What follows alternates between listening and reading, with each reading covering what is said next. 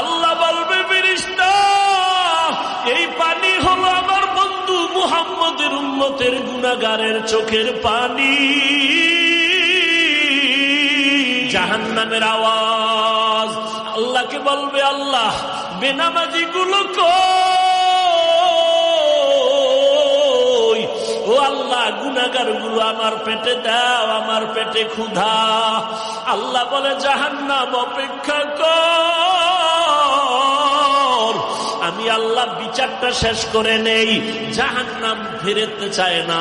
আল্লাহ order করবে, ফেরেশতা জাহান্নামের গলায় 70,000 শিকল লাগাইয়া ধর, সামনে যেন আসতে না পারে, পেছনে ধরে রাখো। 70,000 শিকল লাগাইয়া এক একটা শিকলের গোড়ায় 70,000 ফেরেশতা ধরে টানবে। জাহান্নামকে পেছনে ধরে রাখতে পারবে না। আমার মায়ার নবী, রহমতের নবী দেইখা কান্না করবে, আল্লাহ জাহান্নামের ফিরাও, আমার একটা উম্মত যেন জাহান্নামের মধ্যে না যায়। আল্লাহ বলবে, ফেরেশতা এদিকে আয়, একটু পানি দিয়া বলবে জাহান্নামের মধ্যে এটা ছিটাইয়া দিয়া দাও।